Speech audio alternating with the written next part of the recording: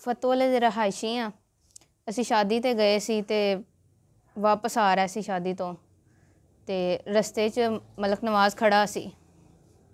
ਉਹਨੇ ਸਾਨੂੰ gun point ਤੇ ਰੱਖ ਕੇ ਭਾਈ ਮੈਨੂੰ ਉਹਨੇ ਮਾਰਿਆ। ਪਹਿਲੇ ਮੇਰੇ ਭਾਈ ਦੇ ਨਾ ਉਹਨੇ ਸਿਰ ਤੇ ਪਿਸਤੌਲ ਰੱਖ ਕੇ ਗਨ ਕਹਿੰਦਾ ਚੁੱਪ ਕਰ ਕੇ ਅੰਦਰ ਚਲੇ ਜਾਓ, ਨਹੀਂ ਤਾਂ ਮੈਂ ਤੇਰੇ ਭਾਈ ਨੂੰ ਮਾਰ ਦੇਣਾ। ਮੈਂ ਫਿਰ ਚੁੱਪ ਕਰ ਕੇ ਅਸੀਂ ਅੰਦਰ ਚਲੇ ਗਏ। ਬਾਅਦ 'ਚੋਂ ਫਿਰ ਉਹਨਾਂ ਨੇ ਸਾਨੂੰ ਨਸ਼ੇ ਟੀਕੇ ਲਾਏ, ਸ਼ਰਾਬ ਪਿਆਈ, ਹੋਰ ਦਵਾਈਆਂ ਖਵਾਈਆਂ। 2-3 ਹੋਰ ਉਹਨੇ ਮੁੰਡੇ ਨਾਲ ਬੁਲਾਏ ਸੀ।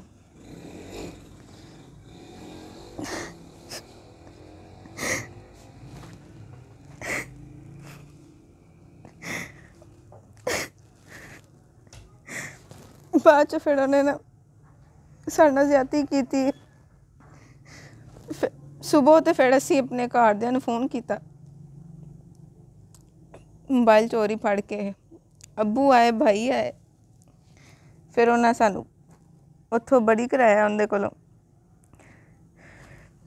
ਫਿਰ ਬਾਅਦ 'ਚ ਪਾਪਾ ਨੂੰ ਆ ਕੇ ਧਮਕੀਆਂ ਦਿੰਦਾ ਰਿਹਾ, ਸਾਨੂੰ ਮਾਰਨ ਦੀਆਂ ਧਮਕੀਆਂ ਦਿੰਦਾ ਰਿਹਾ ਕਿ ਤੁਸੀਂ ਕਿਸੇ ਨਾਲ ਗੱਲ ਨਹੀਂ ਕਰਨੀ ਹੈ। ਹਾਂਜੀ, ਫਤੂ ਵਾਲੇ ਚੌਂਕੀ 'ਚ ਗਏ ਸੀ ਤੇ ਉਹਨਾਂ ਨੇ ਸਾਡੀ ਗੱਲ ਹੀ ਨਹੀਂ ਸੁਣੀ ਹੈ। ਪੁਲਿਸ ਸਾਡੇ ਨਾਲ ਕੋਈ ਤਾਵਨ ਨਹੀਂ ਕੀਤਾ ਹੈ, ਅੱਗੋਂ ਸਾਡੇ ਨਾਲ ਬਦਤਮੀਜ਼ੀ ਕਰਕੇ ਸਾਨੂੰ ਘੱਲ ਦਿੱਤਾ ਸੀ।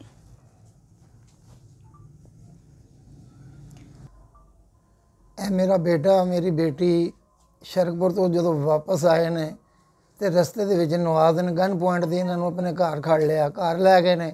ਉੱਥੇ ਮੇਰੀ ਬੱਚੀ ਨਾਲ ਵੀ ਮੇਰੇ ਬੇਟੇ ਨਾਲ ਵੀ ਜ਼ਿਆਦਤੀ ਕੀਤੀ ਗਈ ਹੈ। ਇੰਜੈਕਸ਼ਨ ਲਗਾਏ ਗਏ ਨੇ ਨਸ਼ੇ ਵਾਲੇ, ਸ਼ਰਾਬ ਜ਼ਬਰਦਸਤੀ ਪਿਲਾਈ ਗਈ ਹੈ। ਸਾਰੀ ਰਾਤ ਅਸੀਂ ਬੱਚਿਆਂ ਦੇ ਇੰਤਜ਼ਾਰ ਵਿੱਚ ਰਹੇ ਹਾਂ, ਸਾਡੇ ਬੱਚੇ ਨਹੀਂ ਆਏ। ਸੁਬਹ ਤਕਰੀਬਨ 7:30 ਤੋਂ 8 ਦੇ ਦਰਮਿਆਨ ਮੇਰੇ ਬੱਚੇ ਨੇ ਉਹਨਾਂ ਕੋਲੋਂ ਬਚ ਬਚਾ ਕੇ ਕਾਲ ਕੀਤੀ ਹੈ ਤੇ ਮੇਰੇ ਬੇਟੇ ਨੇ ਕਾਲ ਅਟੈਂਡ ਕੀਤੀ, ਵੱਡੇ ਬੇਟੇ ਨੇ, ਤੇ ਉਹਨਾਂ ਦੇ ਲੋਕੇਸ਼ਨ ਇਹਦੇ ਘਰ ਦੀ ਆਈ ਤੇ ਇਹਦੇ ਘਰ ਦੇ ਦਰਵਾਜ਼ੇ ਅੱਗੇ ਜਾ ਕੇ ਅਸਾਂ ਸ਼ੋਰ ਮਚਾਉਣਾ ਸ਼ੁਰੂ ਕਰ ਦਿੱਤਾ। ਜਦੋਂ ਸਾਡਾ ਸ਼ੋਰ ਇਹਨੇ ਸੁਣਿਆ, ਇਹਨੇ ਕੈਮਰੇ ਲਾਏ ਨੇ ਆਪਣੇ, ਸਾਨੂੰ ਇਹਨੇ ਵੇਖਿਆ। ਉਸ ਤੋਂ ਬਾਅਦ ਇਹ ਅੱਗੇ ਪਿੱਛੇ ਹੋ ਗਏ ਨੇ। ਦਰਵਾਜ਼ਾ ਮੇਰੇ ਬੇਟੇ ਨੇ ਖੋਲ੍ਹਿਆ, ਜਦ ਦਰਵਾਜ਼ਾ ਖੋਲ੍ਹਿਆ ਨਸ਼ੇ ਦੀ ਹਾਲਤ ਵਿੱਚ ਡਿੱਗਦੇ ਡਿਗਾਉਂਦੇ ਮੇਰੀ ਬੇਟੀ ਵੀ, ਇਹ ਵੀ ਬੁਰੇ ਹਾਲ ਦੇ ਮੌਕੇ ਦਿਹਾੜੇ ਤੇ ਵਾਪਸ ਆਏ ਨੇ। ਥਾਣੇ ਚੌਕੀ ਫਤੂ ਵਾਲੇ ਗਏ ਆ, ਉਹਨਾਂ ਸਾਡੀ ਕੋਈ ਗੱਲ ਨਹੀਂ ਸੁਣੀ। ਪਹਿਲੇ ਮੁਹੱਲਾ ਸਾਡੀ ਜ਼ਿੰਦਗੀ ਦਾ ਤਮਾਸ਼ਾ ਬਣਾ ਦਿੱਤਾ। ਸ਼ਰਕਪੁਰ ਥਾਣੇ ਗਏ, ਸ਼ਰਕਪੁਰ ਵਾਲੇ ਵੀ ਸਾਡਾ ਕੋਈ ਤਹਫ਼ੁਜ਼ ਨਹੀਂ ਦੇ ਰਹੇ। ਸਾਡੀ ਜ਼ਿੰਦਗੀ 'ਚ ਸਾਡਾ ਸੱਚ ਸਾਬਤ ਕਰਨ ਲਈ ਕਿ ਅਸੀਂ ਆਪਣਾ ਗਲਾ ਕੱਟ ਦਈਏ, ਕੀ ਕਰੀਏ, ਖੁਦਕਸ਼ੀ ਕਰ ਲਈਏ। ਗਰੀਬ ਆਦਮੀ ਆ, ਮਜ਼ਦੂਰ ਆਦਮੀ ਆ, ਕਿੰਦਾ ਦਿਲ ਕਰਦਾ ਆਪਣੀ ਇੱਜ਼ਤ ਨੂੰ ਉਛਾਲਣ ਦਾ। ਸਾਡੇ ਨਾਲ ਬੜੀ ਜ਼ਿਆਦਤੀ ਕੀਤੀ ਗਈ ਹੈ। IG ਪੰਜਾਬ, ਵਜ਼ੀਰ ਆਲਾ ਇਹ ਚੀਜ਼ ਦਾ ਨੋਟਿਸ ਲੈਣ ਕਿ ਗਰੀਬ ਬੰਦੇ ਨੂੰ ਅਗਰ ਜ਼ਿੰਦਾ ਰਹਿਣ ਦਾ ਕੋਈ ਹੱਕ ਨਹੀਂ ਤੇ ਖੁਦ ਆਪਣੇ ਹੱਥੀਂ ਸਾਡਾ ਇਨਕਾਊਂਟਰ ਕਰ ਦੇਣ।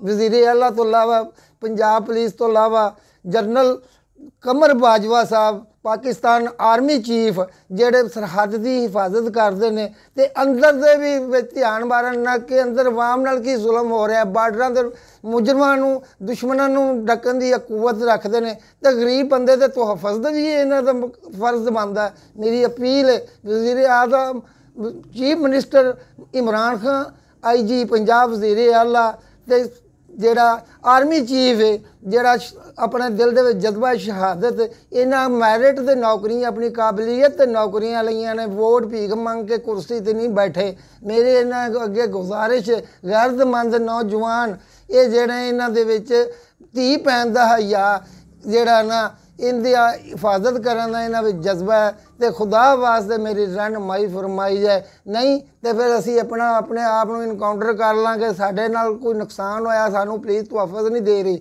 ਸਾਡੀ ਨਾਲ ਕਿਸੇ ਕਿਸਮ ਦੇ ਕੋਈ ਵੀ ਮਾਮਲਾਤ ਹੋਏ, ਉਹਦੇ ਜਿਹੜੇ ਨੇ ਇਹ ਕਾਨੂੰਨ ਖੁਦ ਇਸ ਚੀਜ਼ ਦਾ ਜ਼ਿੰਮੇਦਾਰ ਹੋਏਗਾ ਜਾਂ ਮੁਹੰਮਦ ਨਵਾਜ਼। ਮੈਂ ਸ਼ਰੀਫ ਆਦਮੀ ਹਾਂ, ਸਾਡੇ ਵਿੱਚ ਨਾ ਕੋਈ ਲੜਾਈ ਦਾ ਨਾ ਕੋਈ ਦੁਸ਼ਮਣੀ ਦਾ। ਅਸੀਂ ਆਪਣੀ ਮਜ਼ਦੂਰੀ ਕਰਕੇ ਰੋਟੀ ਖਾਣ ਵਾਲੇ ਹਾਂ। ਸਾਨੂੰ ਸਾਡੀ ਮਿਹਰਬਾਨੀ ਕਰਕੇ ਸਾਨੂੰ ਤਹਫ਼ੁਜ਼ ਦਿੱਤਾ ਹੈ, ਸਾਨੂੰ ਇਨਸਾਫ ਚਾਹੀਦਾ। ਅੱਲਾ ਨੇ ਸਾਡੇ ਤੇ ਰਹਿਮ ਕੀਤਾ ਹੈ। ਜਿਹੜੇ ਮੁਜਰਮ ਨੇ ਉਹਨਾਂ ਨੂੰ ਕਾਫੀ ਕਿਰਦਾਰ ਤੱਕ ਪਹੁੰਚਾਇਆ ਜਾਏ।